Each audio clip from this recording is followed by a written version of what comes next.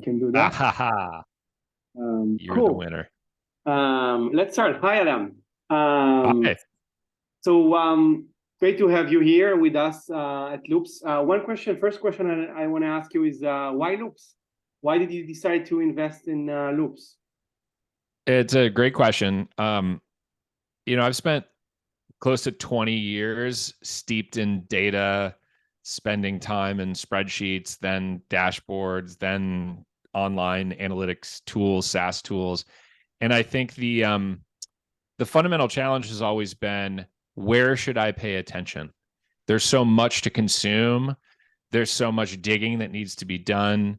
And you know, it's hard to find some of those nuggets and insights sometimes. And so for me, anything that can shortcut that process and say, hey, Adam, look over here.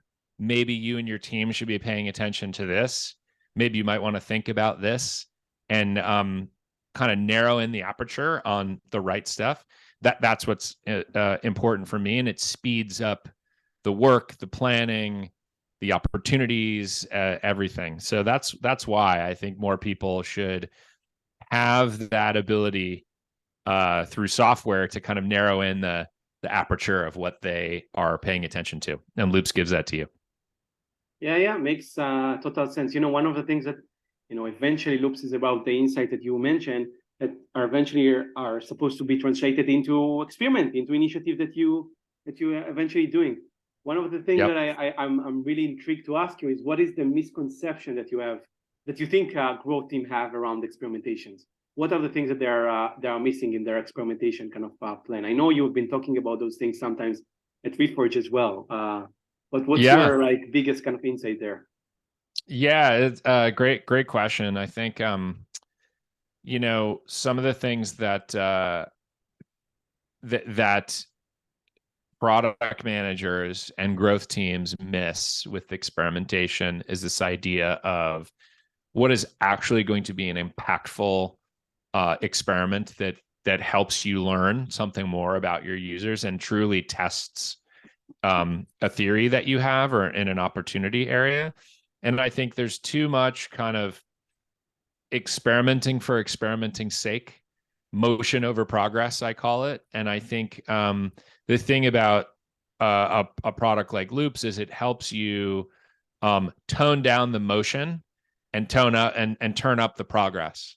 And so that's what I like about this. And one of the kind of common challenges that teams have is just doing too many experiments that don't have any real bearing on your learning or your eventual business results. This turns that on its head a bit. Yeah. How do you usually avoid it from your experience? I think one way to avoid it is you actually don't avoid it, and you learn through some painful lessons that you're not focused in the right areas. And that's through like repeated failed or non-needle moving experiments, or no lessons learned coming out of an experiment, things like that. And so you end up spinning your wheels and wasting a lot of time. And I think most people would say that's happened to them at some point in their career, before the introduction of something like the Loops product. Yeah, makes sense. I think one of the things that we are eventually to be able to focus on the right kind of experiment and so on, you really need to have the right insights. Now, to have the right insights, there are many two stakeholders that we see at Loops, right? One is the growth, kind of like the growth product manager for a second, and the data analyst. And this relationship is something that we see as key. This collaboration is key for basically success of your growth kind of initiatives. Yeah. And I wonder if you have kind of tips from your various experience, working with various data analysts, data science team around tips for better alignment for product and growth teams and the data analyst team. Yeah, I do.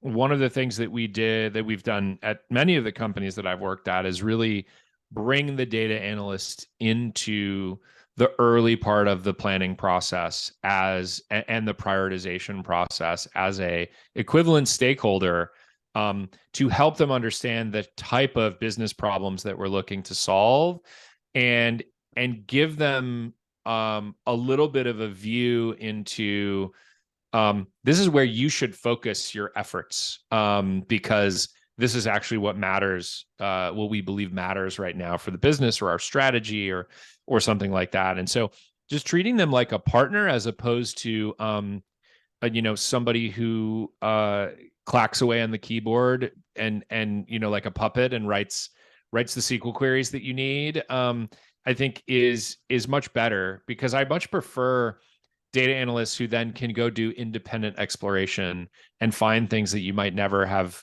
uncovered in your strategy. And so the only way to do that is if they know your objectives, they understand what you're trying to achieve, and they feel like they have skin in the game, and that success is based on the combination of their ability to surface things to you, as well as then your ability to action those things. And so where that falls apart is when that person doesn't feel like part of the team. They're either surfacing the wrong stuff that's not actionable, or the wrong stuff that's not really a priority for you. Or they're surfacing stuff and you're sort of on a different planet, in terms of what you're working on. And so, so that's been my kind of hot tip, is bring them into the trust circle, the trust tree, and get them doing the analysis that's actually aligned with your product strategy or your growth strategy. Yeah, I think you see a major difference, Adam, between those that build dashboards for the purpose of building dashboards and the ones that understand the business and as a result are able to move the needle. Correct. I definitely agree with you. So speaking of moving the needle, eventually, we see that across the industry, if you have data but you don't really leverage that to actually translate it into real initiatives, into a real hypothesis, and taking action, those insights obviously worth nothing. So my question to you is that if there is from your vast experience there, Adam, if you have an example of a real case study where you actually you saw some insight from the data, you actually translated into a clear hypothesis, and you saw a major win in your top line metrics.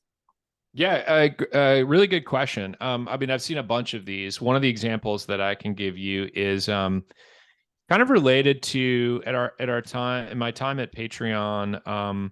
We were one of the really interesting challenges that we had was how to identify amongst all of the creators who were onboarding to the platform who was worth kind of intervening in the experience and trying to handhold a bit more, because they had a really high potential for success. And so there's a few stages of data analysis that we went through. One was looking at the characteristics of creators who were very successful to try to understand quantitatively what set them apart from everyone else. And it wasn't just follower size, it was also a deeper level of the engagement that they have with their fans off platform. It's like really kind of mining external data sources to figure out this is what a good creator, good high potential creator looks like. This is one that like maybe looks good on paper, but probably won't be that successful. That was sort of step one. And then step two, once we kind of knew those data points that mattered from partnership with our data team, it was how do we identify them in real time in the experience? What data do we need to kind of collect? What friction should we introduce in the process so that we can more appropriately bucket people in real time, and then decide if we should intervene in that moment to try to get them connected to a human being? So it's a little bit of that kind of bridge between product-led growth, product-led sales, and sort of surfacing that human touch point.